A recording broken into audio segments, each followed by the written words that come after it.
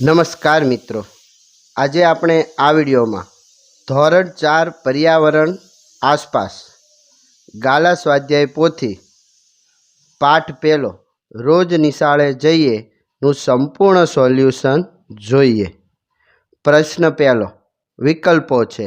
એમાં પહેલો વિકલ્પ, ઘરથી શાળા દૂર હોય ત્યારે નાના બાળકો શાળાએ જવા શાનો ઉપયોગ વધુ પ્રમાણમાં કરે છે?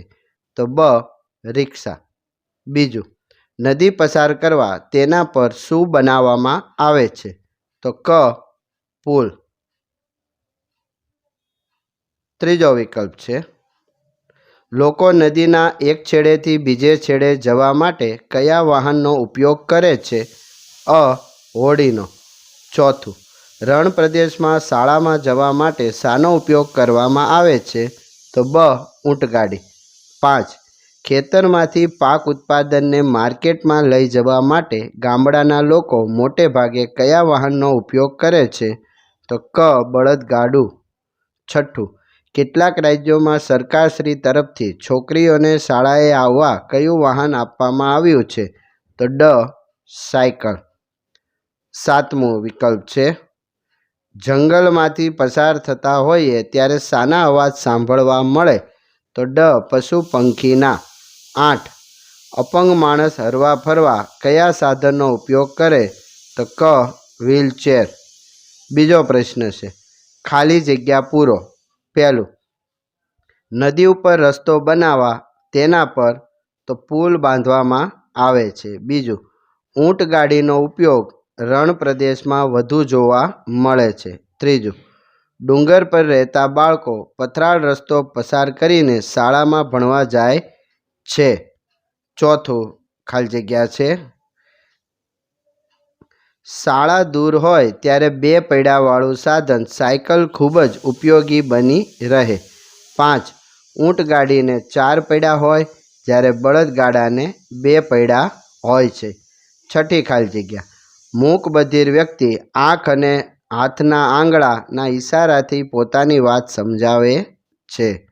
સાતમી ખાલી જગ્યા છે, જંગલના રસ્તામાંથી પસાર થતા બાળકોને પશુ પક્ષીના અવાજ સાંભળવા મળે।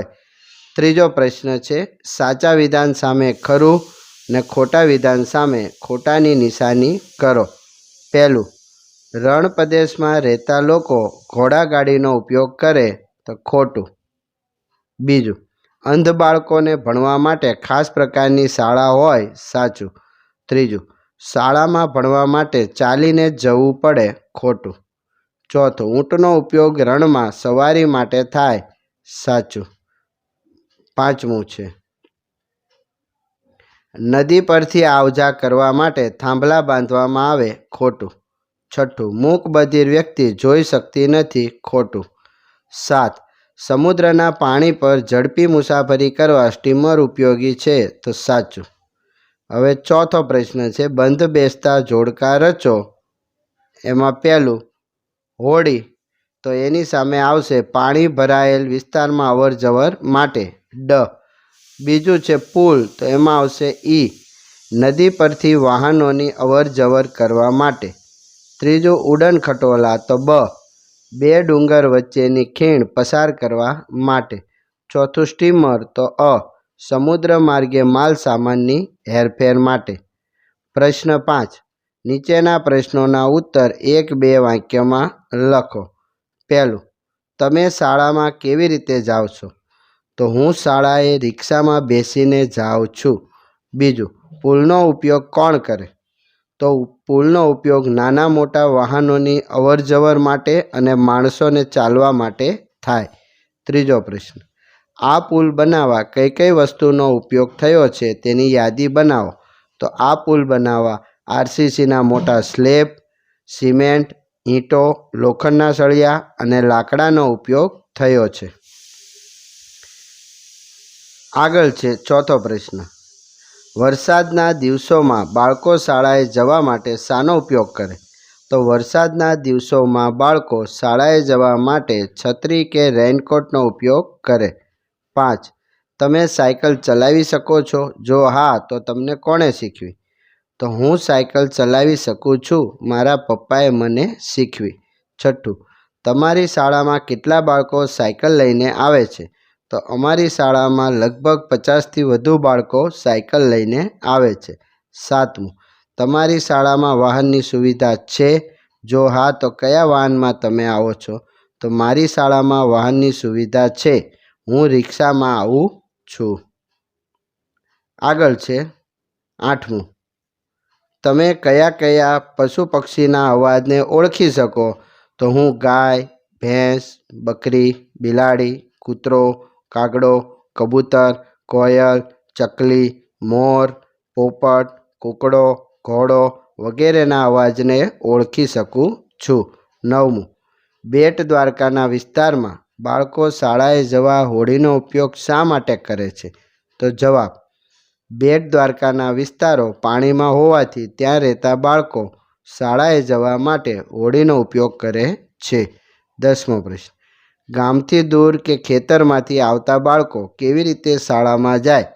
તો ગામથી દૂર કે ખેતરમાંથી આવતા બાળકો બળદગાડીમાં બેસીને શાળાએ જાય. 11મો પ્રશ્ન છે કે અંધ વ્યક્તિ બીજાને કેવી રીતે ઓળખી શકે? તો અંધ વ્યક્તિ બીજાને તેનો અવાજ સાંભળીને કે તેનો સ્પર્શ કરીને ઓળખી શકે છે. 12મો પ્રશ્ન, દિવ્યાંગ વ્યક્તિમાં કેવા કેવા પ્રકારની વિકલાંગતા જોવા મળે? તો દિવ્યાંગ વ્યક્તિમાં હાથ પગની વિકૃતિ, હાથ કે પગ કપાઈ જવો, લકવો કે શરીરના અન્ય ભાગની વિકલાંગતા જોવા મળે. 13મું, મૂકબધિર વ્યક્તિ પોતાની વાત કેવી રીતે રજૂ કરે? તો મૂકબધિર વ્યક્તિ હાથની આંગળીઓના અને આંખોના ઈશારા કે હોઠના હલનચલનથી પોતાની વાત રજૂ કરે. છઠ્ઠો પ્રશ્ન છે, નીચેના પ્રશ્નોના ઉત્તરો લખો. પહેલું, જો પુલ ન હોત તો કેવી મુશ્કેલી પડે? તો જવાબ, જો પુલ ન હોત તો બધા જ લોકોને નદી પાર કરવામાં ઘણી મુશ્કેલીનો સામનો કરવો પડે. બધા લોકોએ હોડીથી નદી પાર કરવી પડે. નદીમાં પૂર આવે ત્યારે નદી પાર કરી શકાય નહીં. સમય પણ વધુ જાય અને અવરજવર બંધ થઈ જાય. બીજું, તમારા ગામ કે શહેર નજીક પુલ છે? પુલ વિશે વધારે જાણકારી મેળવો. તો હા, હું અમદાવાદમાં રહું છું. મારા શહેરમાં પુલ છે. શહેરના પૂર્વમાંથી પશ્ચિમ ભાગમાં જવા માટે 5 પુલ છે, જે Subhash bridge, Gandhi bridge, Nehru bridge, Ellis bridge, Sardar બ્રિજના નામે ઓળખાય છે અને અત્યારે બીજા ઘણા નવા બ્રિજ પણ બનેલ છે. ત્રીજો પ્રશ્ન, શું તમે હોડીમાં બેઠા છો? કેવો અનુભવ થયો હતો? હા, અમે કબીરવડના પ્રવાસે ગયા ત્યારે હોડીમાં બેસીને ગયા હતા. હોડીમાં બેસીને ખૂબ રોમાંચ અનુભવતા હતા. હોડી પાણીમાંથી પસાર થઈ ત્યારે થોડીક બીક લાગી, પણ ખૂબ મજા આવતી હતી. ચોથો પ્રશ્ન,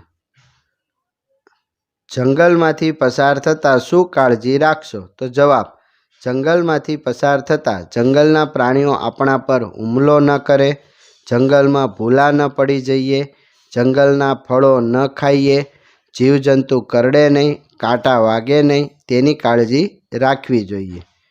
5મો પ્રશ્ન છે, ડુંગરની ટેકરીઓ પર રહેતા બાળકોને શાળાએ જતાં શી મુશ્કેલી અનુભવાય છે? તો જવાબ, ડુંગરની ટેકરીઓના રસ્તા ઉબડખાબડ અને પથરાળ હોય છે, જેથી ચાલવામાં મુશ્કેલી પડે અને ક્યારેક ઈજા પણ થાય. શાળાએ જતાં ઘણો સમય લાગે અને ક્યારેક પડી પણ જવાય. આવી બધી મુશ્કેલીઓ અનુભવાય. છઠ્ઠો પ્રશ્ન છે, રોપવેની વ્યવસ્થા કેવા સ્થળોએ કરવામાં આવે છે? ગુજરાતના કયા સ્થળોએ રોપવેની વ્યવસ્થા છે? તો જવાબ, ઊંચા પર્વતીય વિસ્તારમાં જ્યાં રેલમાર્ગ કે સડક માર્ગ બનાવવાની શક્યતા હોતી નથી, ચાલીને જવાનો રસ્તો લાંબો અને પરિશ્રમ પડે તેવો હોય, ત્યારે તેવા સ્થળોએ રોપવેની વ્યવસ્થા કરવામાં આવે છે. ગુજરાતમાં અંબાજી, પાવાગઢ, સાપુતારા અને જૂનાગઢમાં રોપવેની વ્યવસ્થા છે. 7મું, જે લોકો જોઈ શકતા નથી તેઓ કેવી રીતે વાંચી શકતા હશે?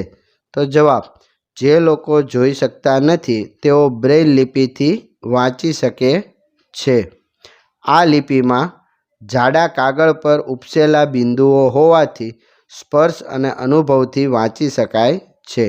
8મો પ્રશ્ન. અંધ વ્યક્તિને આપણે કેવી રીતે મદદ કરી શકીએ?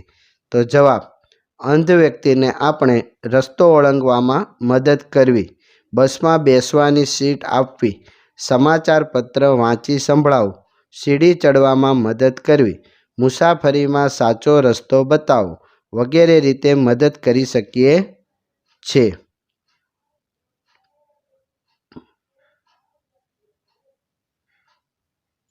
આભાર મિત્રો. હવે પછીના વિડીયોમાં મળીશું. ત્યાં સુધી આવજો.